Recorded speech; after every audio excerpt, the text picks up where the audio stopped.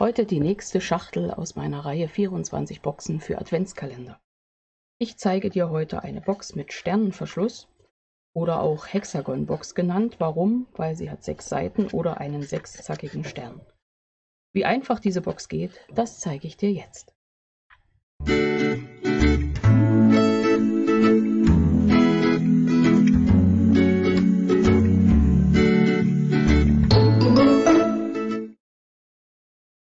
Hallo und herzlich willkommen in meiner Kreativwerkstatt. Schön, dass du dabei bist. Ich bin Angela von der Stempelfamilie. Und ich zeige schon seit einer Zeit verschiedene Boxen, und zwar im Ganzen 24 Stück für einen Adventskalender, kleinere und größere, aber vor allem größere, leichte und komplizierte. Die letzte Box war diese Dreiecksbox, die war nur wirklich simpel, leichter ging eigentlich nicht. Diese Diamantbox habe ich dir auch schon gezeigt, die hat diesen raffinierten Schiebedeckel. Demnächst wird es wahrscheinlich so eine Box geben, aber heute ist die Hexagon-Box dran oder die Box mit Sternenverschluss. Die sieht schwieriger aus, ist ganz einfach. Ich habe hier schon mein Fädchen für nachher den Verschluss oben, den zeige ich dir auch noch. Die Dekoration, weißt du ja, in meiner Reihe werde ich ganz am Schluss zeigen, wenn ich den Adventskalender fertig mache. Okay, ich mache mal ein bisschen Platz und dann kann es auch schon losgehen. Wir brauchen Farbkarton, Designerpapier. Du weißt ja, meine 24 Boxen sollen aus einem Paket Designerpapier, also 12 Blatt in 12 x 12 Inch, angefertigt werden. Außerdem verwende ich einige passende Farbkartons dazu. Falls du das Material haben möchtest, schreib mir einfach. Ich brauche jetzt meinen Papierschneider. Den lege ich mir schon mal zurecht. Mit dem kann ich auch falzen. Super Sache. Letztens hat mal jemand gefragt, wie funktioniert das mit der Klinge, dass sie schneidet und falzt. Ganz einfach, es sind 2 Klingen. Die dunkle, die schneidet, und die helle, die falzt. Und ich platziere die mir meistens oben und unten. So, aber jetzt zum Material. Ein Stück Farbkarton aus einem A4-Papier. Schneidest du dir einen Streifen am Rand ab und dann hast du ein Stück in 21 x 28 cm. Das ist die Grundbox. Außerdem habe ich mir ein Stück Designerpapier zugeschnitten in 24, also das stimmt. Doch, das stimmt tatsächlich, mal 11 cm. Das sind dann die Felder hier außen drauf. Okay, dann geht es erstmal los mit ein bisschen Schneiden und Falzen. Wir legen an der kurzen Seite ein. Das sind die 21 cm, nehmen eine Falzlinie bei 5 cm. Und das wird der Boden. Falzklinge, weißt du ja jetzt, ist die helle. Die nächste Falzlinie, ich möchte das Mittelstück in 11,5 cm haben. Brauche ich demnach Mathematik bei 16,5. Und dort ist hier oben, ich rechne nochmal nach, 5 plus 11,5 ist 16,5. Und dann müsste, wenn du aufgepasst hast, oben ein Stück übrig bleiben in, schön, bin ganz gespannt, 4,5 cm. Tatsächlich, dort passt. So, jetzt kommen die Felder. Wir haben hier oben 4,5, diesen Streifen. Das ist unten die 5 cm, also den Streifen mit 4,5 legen wir schon mal nach oben. Und zeichnen uns jetzt Falzlinien an oder legen Falzlinien an, jeweils bei 4,5. Also brauchen wir das erste bei 4,5, ist klar. Das zweite bei 9. Das nächste bei 13,5.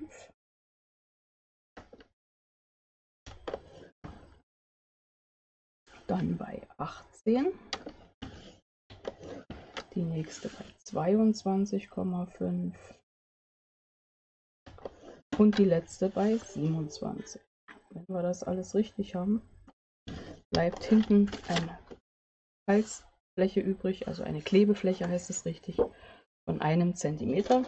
Und damit wir das nicht versäumen und die schon mal richtig rum uns angelegt haben, schneide ich hier unten schon mal dieses Feld aus. Das ist 1 cm breit und 5 cm hoch. Das ist nicht notwendig. Das andere hier ist die Klebefläche und auch hier oben die Klebefläche werden wir behalten. Ja, was brauchen wir noch an Linien? Wir könnten hier unten schon einschneiden. Auch das machen wir schon. Alle Linien bis zur ersten Querlinie schneiden wir einmal ein. Du kannst immer selbst wählen, ob du vorher falzt. Manchmal natürlich einfacher. Oder hinterher. Da bist du frei. So.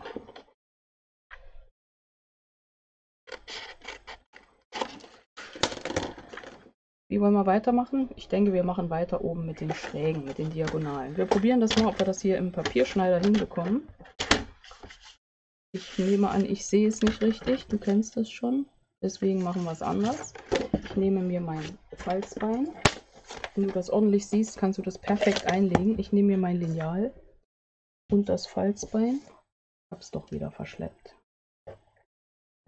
Und meistens liegt es dann genau vor mir. Also, ich habe es gerade nicht. Ich finde es nicht. Mal den Rundumblick hinter mir. Ist es auch nicht, aber neben mir. Schau einmal, hier ist es. Okay, wir haben hier oben diese Quadrate. Ich halte es nochmal hoch. Du siehst lauter Quadrate und in jedes Quadrat brauchen wir eine Diagonale von links oben nach rechts unten und eine von rechts oben nach links unten. Und die ziehen wir jetzt ganz einfach rein. Ich mache erstmal alle in eine Richtung, weil ich die Bewegung so habe. Nicht dann einfach ist wie eine Parallelverschiebung. Also schön gleichmäßig alle in die eine Richtung. Wie viel sind es? Wir wissen ja, es ist ein Hexagon. Also sind es 6 Seiten. 6 Felder, 6 Zacken hat der Stern. So, und jetzt in die andere Richtung. Ich drehe mir das mal ein bisschen. Ich schaue mal, wo ich es besser sehe. Genau, dann geht es hier lang. Sehe ich auch ganz gut.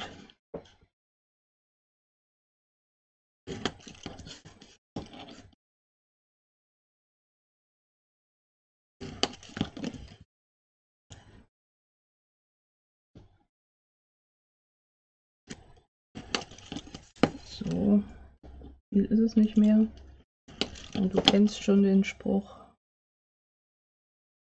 der an dieser Stelle kommt. Das ist der ganze Zauber. Genau. Okay, jetzt wird gefalzt. Hier unten, das ist der Boden. Die falzen wir alle nach innen. Jetzt auch mal mit einem Falzbein rübergehen. Ich halte immer so fest und ordentliche Linie. Haben wir schon.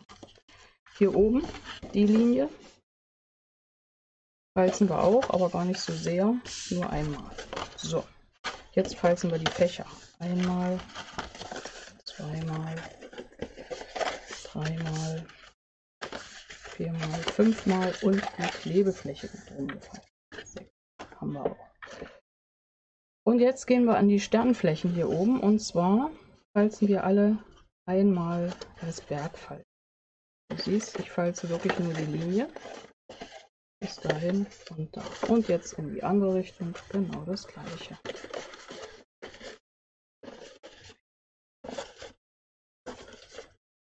Hier hinten werden wir nachher noch eine Schräge brauchen, die wird aber nochmal nachgefalzt, wenn wir geklebt haben. Gut, unser präpariertes Stück für die Box haben wir soweit. Legen wir beiseite, nehmen uns nochmal den Papierschneider und jetzt unser Stück Designerpapier. Das ist ja in der Länge 11 cm, passt also hier genau drauf. Und wir schneiden uns jetzt davon Streifen runter in jeweils 4 cm. Schön gerade. Ich platziere die hier drüben, weil ich die wieder der Reihe nach aufkleben möchte. Also jeweils 4 cm.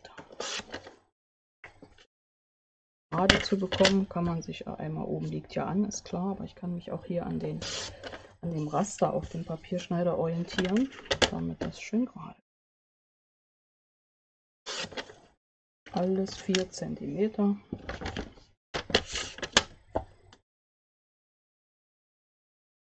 Und die letzten.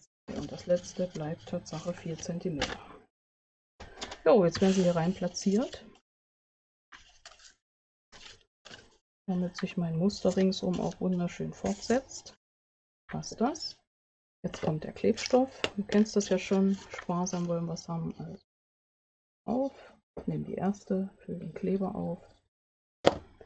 Nehme die zweite Fläche, lege sie mir gegen, ziehe sie ab, klebe das erste hier drauf und hoffe, ich habe es noch richtig rum.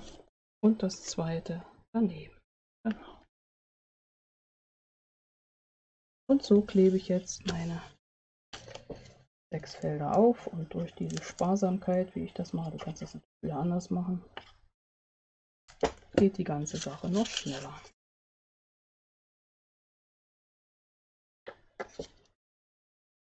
Ja, dadurch verteilen wir den Klebstoff auch wieder richtig schön und es klebt noch besser, finde ich. Und wenn du eine andere Idee hast, mal her damit. Wir lernen auch gerne. Jo, gleich fertig. Du siehst, es ist doch eine recht schnelle Sache. So rum.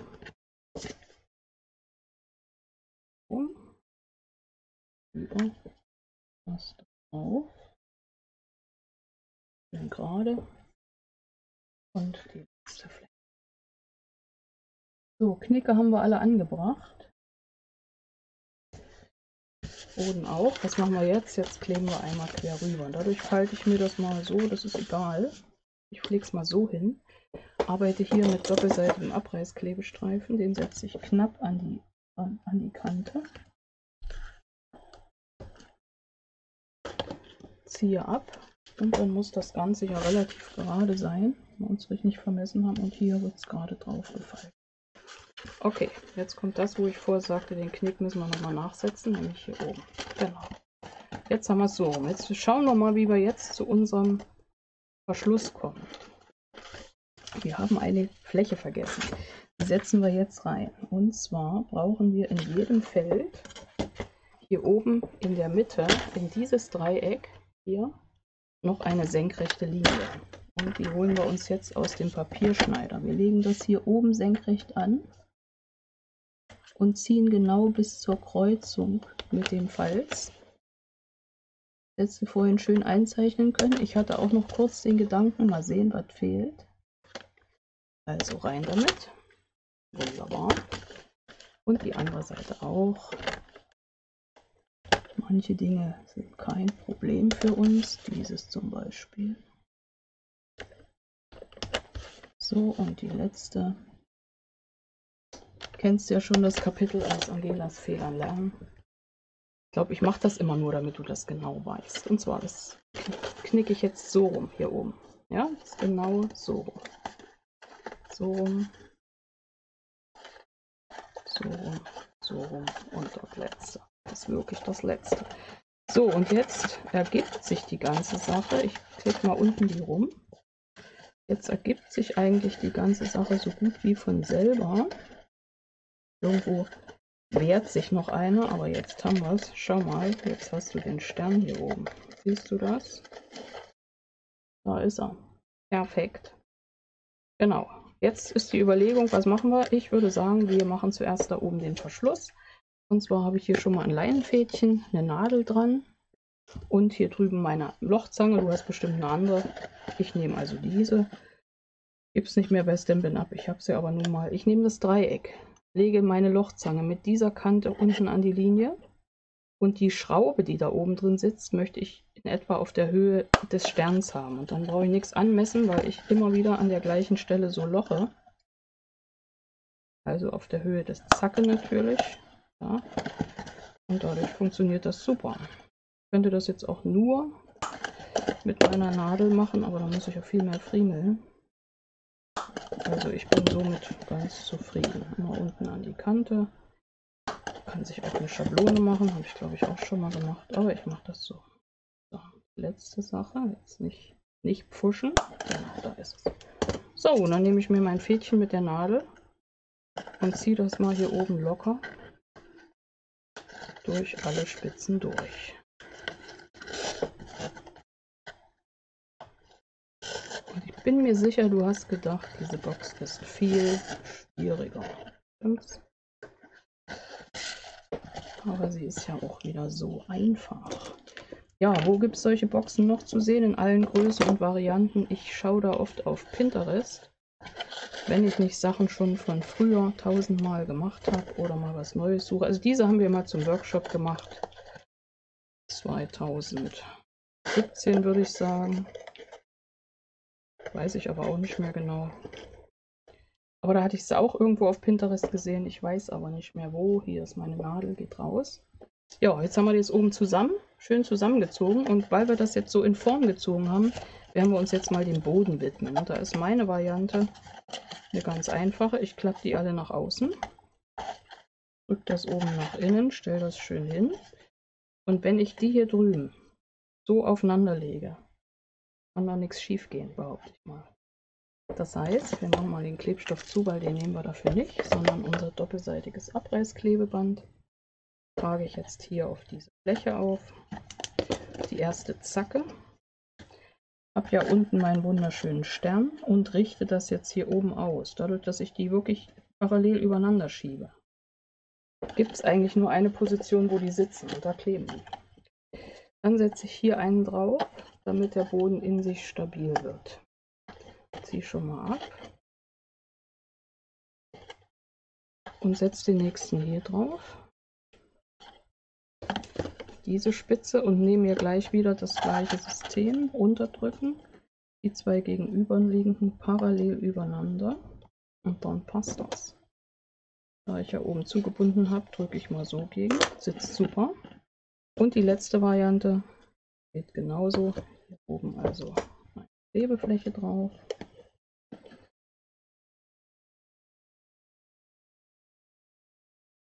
Ja, und jetzt nur noch den Kleber.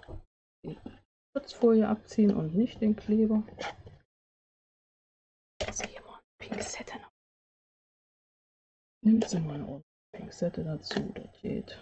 Naja, sträubt sich heute aber einer. So, passt. Und das kleben wir ein bisschen fester, also auf diese Seite. Machen wir mal 2.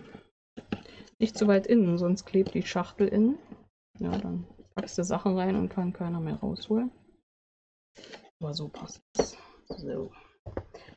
Und jetzt das drauf und das genau parallel drüber. Und jetzt andersrum drehen. Und spaßenshalber ziehen wir mal hier kurz auf. Damit du siehst, dass wir natürlich auch mitdenken. So, Bändchen auf, hochklappen und unten nochmal ordentlich angedrückt. Jo, fertig ist das. Und du siehst, da passt ordentlich was rein. Wir klappen das runter, ganz nach unten gezogen, erhältst du diesen Stern. Und wenn du alles richtig gemacht hast, sieht der exakt so aus. Genauso wie hier. Ja, das ist die Box mit Sternverschluss oder die Box, die Hexagon-Box. Schleifchen dran. Bloß nicht verquatschen. Wir wollen ja gleich noch ein Video drehen für die nächsten Tage. Ja, das war's für heute, mein Projekt. Ich hoffe, es hat dir gefallen. Gib mir gerne einen Daumen hoch, freue ich mich. Kommentiere, schreib mir, wie dir meine Boxen gefallen, wie dir die Reihe gefällt. Die nächste Box könnte diese sein. Vielleicht ist sie auch schon vorher dran. Wer weiß das schon. Die Reihenfolge ist immer recht spontan. Ach, ich habe noch eine Sache, zeige ich dir. Moment, soll ich holen? Hole ich. Hast du das schon gesehen? Dieses hier, meinen kleinen Adventskranz to go vom letzten Jahr. Dafür gibt es eine Anleitung auf meinem YouTube-Kanal. Verlinke ich dir auch hier. Schau einmal. Was brauchen wir im Advent? Zu den Adventssonntagen. Genau. Kerzen. 4 Adventslichter in dieser kleinen Box. Jo, wie die gebastelt wird, zeige ich dir hier oben verlinkt. Und ansonsten hoffe ich, du bastelst meine Boxen für 24, für den Adventskalender, also 24 Boxen. Einzeln, vielleicht auch nur eine von allen, die dir am besten gefällt oder alle der Reihe nach mit. Jo, die weiteren Anleitungen gehen hier gleich im Anschluss weiter. Vielleicht hast du ja noch nicht alle gesehen. Schau mal ganz genau in die Playlist dazu. Und ich freue mich, wenn wir uns wiedersehen. Vielleicht gleich in meinem nächsten Video oder demnächst in einer meiner weiteren Anleitungen. Ich freue mich auf dich. Bis dahin, deine Angela von der Stempelfamilie.